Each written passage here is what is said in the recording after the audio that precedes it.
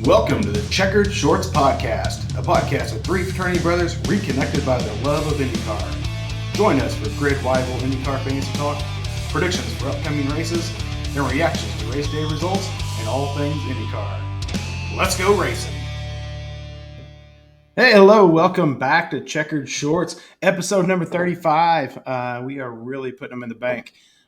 Professor Dinwiddie. I skipped over this last time and it ended up revealing at the end, but we're going to go back to our normal. We won't tease you. Let's get our. We had a couple of viewers mad at you. Yeah. They wanted asking where the hell it was the first part of the cast. So. All right. Well, I got it. 35. You all know that I'm a AJ Foyt fan. Have been all my life. So anytime I get a chance to promote Mr. Foyt, I'll do that. So 35. 35 is the number of consecutive Indy 500s AJ competed in. So his first one was in 1958, and his last one was in 1992. He actually had a car ready for 93, but never put it on the track to qualify. So 58 to 92, 35 consecutive Indy 500s. That is the record. I don't know if Scott Dixon will get there. That would be the next. I don't know. I don't know if Dixon's number 2 on the list, but he's probably got 25 in his bag. I was gonna say he has to be 10 away still, right? Yeah. So we'll see. We'll see what happens there. I mean, that's pretty impressive when you consider that's 3.5 decades, but it spanned over 5 different, the 50s, 60s, 70s, 80s, 90s. Yeah. The technology change and everything that happened throughout that time had to have been ridiculous. And you know what's crazy is in 91 he sat on the front row. So he was competitive from 1958 to 1991. So no wonder he's a 4-time winner. Well, how old is he? Oh, what is AJ now? 87 would be my guess. He's in his upper 80s. What year was he born? Do we know? It has to be around that. Was he born in 1936 or something? I don't know. Anyway. Late 30s, I think. So, okay. Yeah. Very cool. I was going, yeah. Okay. Good job. Nice job. All right. So this is our pre-race Portland episode. Back to the West Coast. I saw a lot of activity on social media where it seemed like all the racers were spending some time vacationing or at least unwinding. So they're going to be coming off a rest, and teams will probably have plenty of time to prep for this one. Probably a lot of engineering going on the back end. But let's learn a little bit more about the track. I watched it on television last year. That's my limited knowledge. So, Pat, we're going to come to you and see what you got for us about the track setup. Pacific Northwest. It's just short of a 2-miler, 110 laps. It is actually flatter than you think. It's actually pretty darn flat for that region. You think there might be some dips and valleys, nothing like Laguna, but at least a little bit, but not much. Little story behind it. Memorial Day, 1948 flood wiped the place out. And then I forget, in 61 they brought it back. So something like that.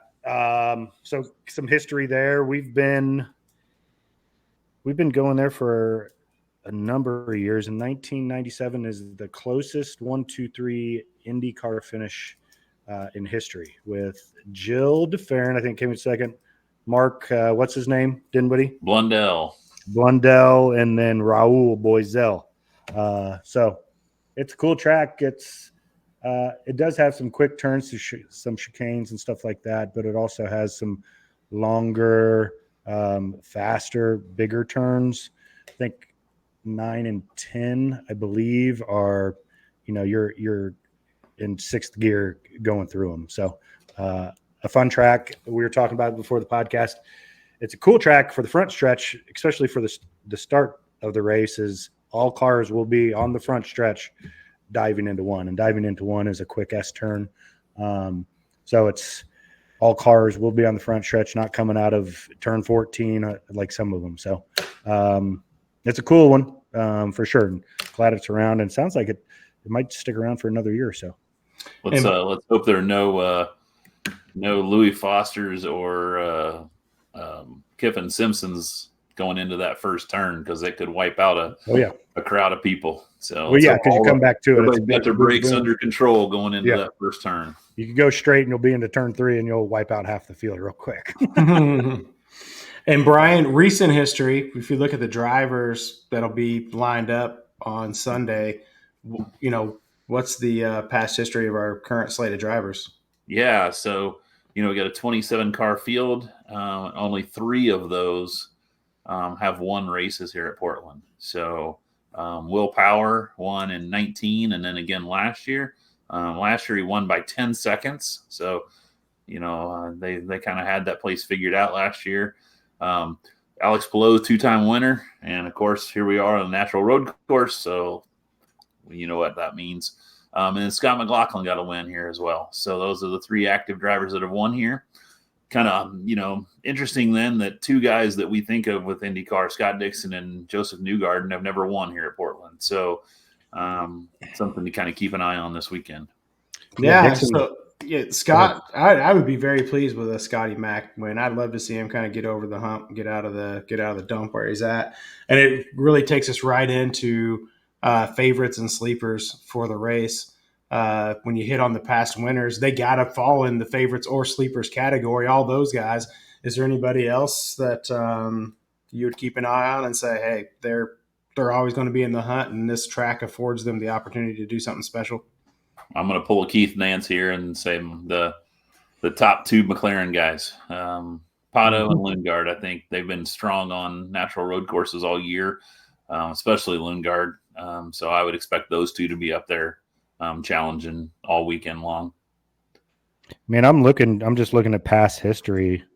There's nobody really consistently good here. Pelot's second last year, first, 12th, first. So, but obviously he's the one we already talked about. I don't know if there's, with the more opportunity to pass and a little, like you said, longer stretches and maybe longer, wider turns. Do they get their elbows out a little bit more? And so the inconsistency is a result of sometimes your friendly fire, innocent bystander to some accidents, or how many do not finishes could we expect potentially on a track like this, as opposed to like a street course when you got the concrete wall and you can't afford to touch anything, Oh yeah, I think they'll be racing for sure. It goes back to these guys are getting sick and tired of each other, and you can bump and bang a little bit here for sure, like you said, as opposed to a street course. I see a Kyle Kirkwood get there for sure. I think he's proven he can do it. I think Lundgaard's a really good one, and then Marcus Armstrong. I don't think he's going to win the race, but he's had 9 consecutive top 10 finishes. So, he's almost like the guy who's just good enough to stay out of trouble. Yeah. And then the guy I was going to throw out there is Armstrong. And then because he's been on a roll, and so is Colton Herta, to be honest. That's a good point. We've had our points with Colton this season, but the last few races he's really performed, and into the season he seems to turn it up. And so maybe Colton comes through this weekend. So I feel like Lundgaard and Rasmussen are getting kind of the reputation of being a little bit of bullies on these type of road courses too. Especially Lundgaard in the last race. He was bumping guys all over the place. He was not afraid to get side by side and touch rubber with one another, or cut someone off, and then their front fin end up underneath of his tire. So I wonder if that's going to translate to more folks on the track. You're only going to get punched so many times before you start punching back. Sure. Yeah, for sure. So it's got the recipe to be pretty damn exciting, I think. No, it's a good racetrack for what we want to see on a road course. Sometimes these road courses can get snoozy for us viewers. So this one, I think, has a little bit more flair for us to get some good action-packed racing. I'm kind of interested to see, as a fan of Pato, how they approach this race, because obviously it appears that the championship is out of reach unless we get 3 did not finishes in a row. That's not going to happen. do you play it safe to hold on to second in points? I mean, if they were closer, you'd be pushing like crazy, right? Does the psychology of it change from a team perspective? Because right now they got two cars on that McLaren team in the top 5. Yeah, I don't know because he's got. I know he's 121 points behind Pelot. I think he's got to keep it within 107 to stay mathematically eligible, in it. But he's got 77 points behind him, so he doesn't really have to be too cautious and protect that second place spot. So if I'm them this weekend and I'm him and knowing Pato, like he's all out. So I think he's going to go out and try to get the victory. I think he's going to try to close that gap and at least keep this thing alive for another week. He's got to qualify well. He has to qualify well. I feel like we've seen a more mature, reserved Pato this season to past seasons, and that's probably why he's maintained that second spot and stretched it a little bit, because in the past he would have solid finishes and then he'd be back like he was last race or Detroit and get frustrated. And then he would end up in some kind of mess because he'd try to go too hard, wear out his tires, get himself mixed into an accident because he's pushing too hard because of frustration. Now you'll see him like, okay, I finished 8th and the car wasn't set up and this isn't my course. I'm happy with it. Move on. Sure. So I'm just kind of curious. But I guess every win's a win and you get that money for your team with the top of the podium. I don't know how it separates out for each victory, but. And that's normal thinking, right? I mean, Pelot's just having a kick-ass year, obviously. When you finish 8th, like you don't think you're going to win every race typically, but you're finishing 8th, like, my car just wasn't the way I wanted it to be. I mean, he's having a championship season in most other IndyCar seasons, the guy is. Yeah. So, no, we just did what we could today. Happy with 8th place finish. All right. You win 2 races a season, 3 maybe. So, yeah, no. It's just he's got one big guy ahead of him. And see what happens next year, too. It's another day. But, I think go all out. You got to qualify really well if you're him, though. No, I agree. Agree completely. Will it be another race where they go out there on blacks or something, and then they pit as soon as they hit the number that is required? Yeah, we'll see. We'll see what the preferred tire is in practice and qualifying, and then whatever it is, the majority of the field is going to start on the other one and hope for a first lap crash and then get in and get off of them and run the other tire the rest of the way. Am I wrong, or has the trend been on street courses, the blacks wear out super fast and everyone wants the reds because they're sticky or whatever? Maybe the surface isn't as good. And then on the roads, I feel like they've ran the blacks a little longer, but then on ovals, half the time it's not even a conversation. I don't hear them talk about tires that much on ovals, except for if they're going, into a bank and it puts a lot of pressure on one tire, like at Iowa when they were having some blowouts. But that wasn't about the type of tire. Right. I don't think they do alternate tires on ovals. I think it's just one okay. tire. Okay. They did in Nashville, I think, last year, but typically they don't. Yeah, you're right. It was one race they pulled that. They tried something. To your point, Keith, I do not. I know that there's a dominant tire on road, but I don't remember which ones. I do remember that at Thermal this year, Pelot put reds on at the end of the alternates on at the end of the race and blew by Lundgaard and Pato. So I think the red is the preferred on the road course, or has been. But I want to say that the last race in Laguna was the black tire. So I think it just varies on what compound comes each weekend and what the mixture or makeup looks like on that tire. And Pelot's so good, he'll make the red tire seem like the black tire. He can run 10 more laps on the darn things compared to any other driver. And he makes the black tire look really fast for some reason. That's the difference between the guy. So I think this is a good point of clarification because I didn't quite understand. So each week, the alternate and the black aren't the same exact composite as the week prior. They continue to mess with the formula? Yeah, Firestone brings a new compound for each of those each race. Sometimes they're the same. So is that one of the reasons they do is that one of the reasons they do a lot of testing as well? Very good point. Very good question. Yes, some of the And the compound on the right front could be different than the compound on the left front. Just because of the way the track sets up and the amount of grip that they need in each of those corners. Okay. Hey, man, we got more in depth than Will Buxton and those other jabronis on the broadcast. Well, remember the biggest talk on tires lately has been Iowa, and then they had every team in Iowa go test there because they wanted to get this tire down. I think they got pretty darn close, but that was the reason. They might have had maybe 3 different tires on that thing. So yeah, to your point, it's all different. Yeah. I mean, that's kudos to Firestone. I mean, yeah, think about 100%. the engineers at Firestone that are doing that work and doing all that testing and creating all these compounds to see how they work and in the labs and on the sims and things like that. So don't even know like where to start, how to like engineer a tire, and no, we got to add more of this to it. Oh, okay, cool. Well, it's funny because I'm sitting here thinking to myself too. We're getting into these real in-depth conversations, and it's because we went a week without a race.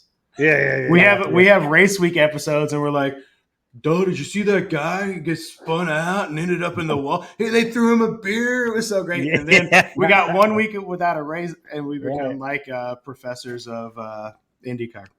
Yep. Speaking of that, though, I like the every other week.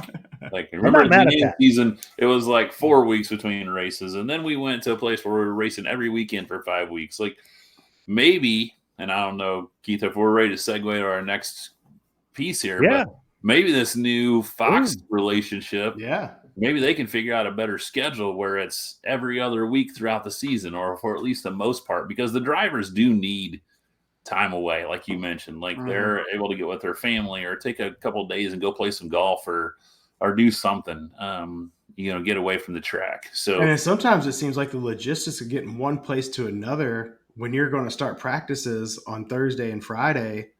I mean, you see them if you go to one of these events and you sit out in your car for a while and have a few extra beverages for you before your designated driver drives you home.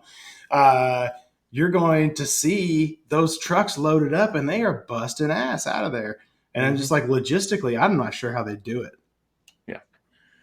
No, it's you think the season starts in March, right? Ends August 31st. Something like I think it's August 31st. Yeah, it's right before Labor Day. So, I mean, 6-ish months of no racing for IndyCar. Like, I know you're not going to compete with the NFL now, especially with Fox, but spread those out a little bit more if we could. Maybe you can. Maybe Fox will figure out a way to compete. I mean, NFL football is king. We know that from a TV standpoint, from a viewership standpoint.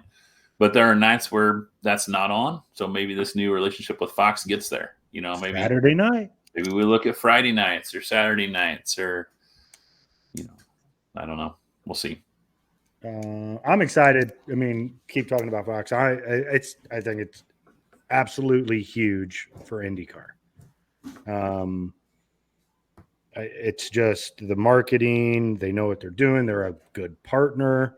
I just think it helps promote the IndyCar brand tenfold with having such a good company behind them that knows what the hell they're doing. Yeah. I felt like, I didn't know the details of where exactly it would help and when, but what it told me was like, oh, Fox is committed. Mm-hmm. This isn't like they signed a TV deal for a couple of years. Like they bought into the series and into the track. And it's like, that's saying I'm all in. It's not just having an investor. That's just not having a partner. You're having now an investor partner that is going to really be dedicated to growing your brand. Well, I think an interesting caveat that I learned this morning was that part of that deal doesn't guarantee that Fox remains the TV partner after these 5 years. There's a 5-year extension through 2030, but after that, like Fox could stay as an investor, but NBC or Apple or Amazon, whoever could pick up that contract. I thought that was big on Fox's part, actually, to not force that. I thought that would be part of the deal. Do you have hesitations at all? Because I felt this way in 19-2 when Roger bought the series, and I was a little, I wasn't as on board with that, but he's done a good job. I have a little bit of hesitation about this because it's been a family-owned business for ever. I mean, basically, and Are you worried about it being too entertaining? Is that what you're? well, I mean, I know I'm not on social media, but I have seen and heard the comments that people are worried about things like stage racing and green white checkers and Okay. playoffs and things like that that NASCAR has done since Fox got Yeah. involved with them. Okay. Like that yeah, I'm a little hesitant about things like that. I'm also hesitant about, do they see it as like I don't know how to say this. I've never thought of IndyCar as a business. I've always thought it as it's kind of what the family does. Like, Yeah. you're part of the IndyCar family. Is Fox going to see it that way, or are they going to see it as this is truly just financial? Well, I hope with Eric Shank of Meyer Shank, who's an IndyCar owner, will help keep this, who's a Fox owner, will help keep this IndyCar driven, if you will. So, but I think it gets better promoters, it gets bigger promoters, it gets more eyes on the scenes. That's why we're talking about a potential Denver. These guys, they don't want to necessarily race in Newton, Iowa, because some 18-year-old couple buddies like, what are you doing? Oh, let's just go to the race. There's something happening downtown Dallas this weekend. Let's go check it out. It's a weekend event. But they're going to get huge, potentially bigger names, rather than the bitnile.com, Grand Prix this weekend. It could be the whoever, I'm also, I'm a big oval guy, and yeah, I'm concerned there that if the focus is on how many people are sitting in stands, or how many people are there drawing for a weekend, that our favorite tracks, the ones that the three of us go to, could be. There's a good point I didn't think about. But I'm always the Debbie Downer of the group. I get it. That's okay. No, they're good points. I feel it's what makes IndyCar diverse. If you turn F1 on, you're seeing all these beautiful sceneries and all these different tracks that they run, but the different setups for the different style of tracks, I think, is unique enough that you wouldn't want to get rid of that because you can make it a selling point. So hopefully not, because still, if you bring there are 30 some thousand seats at Iowa, and Milwaukee's probably, and I think we saw that St. Louis was a little bigger than that. Anything that draws 30,000 plus has got to be seen as a positive thing, especially if you're talking about regional places. Iowa could race on Wednesday night and maybe pull more people. Speaking of Iowa, can we just talk real quick about the NASCAR race that was there this weekend? Like, sold out, but terrible racing. Oh yeah, it was really bad. Like, there was no side by side. Like, it really looked like IndyCar a year ago. 5 million cautions. They're going to go in. They're going to go in and repave that thing again because they can't race there, and so then that's really going to screw. I don't mind NASCAR racing, especially oval racing, but that was, I mean, we were texting like there's 5 restarts and 5 laps. They had 12 cautions, and I think they were all in turn 2. Oh my god! Like, it was bad. It was really bad. Not dissing on NASCAR. I still like some of their brand, but that was bad, man. That was really bad. But they'll be back there next year. There's no doubt. Oh yeah, 100%. Here's the one on the upside of the Fox purchase or investment. Like, that's a lot of money coming into the series, and one of our things has been, and one of our thoughts is, why 17 races? Why not 22, 23, 24 races? Does this infusion of cash allow for more races to be run? Can some of that revenue sharing go out to the team? Because the team owners are the ones who fight against that. Mm-hmm. Could we, instead of replacing Iowa with Denver and Mexico City, replacing, a St. Louis or whatever, could it just be added? Could we get 22 races out of a season, which then extends the season, allows us to not have those big gaps? I think one reason that people go to NASCAR is because it runs from February to November. Sure.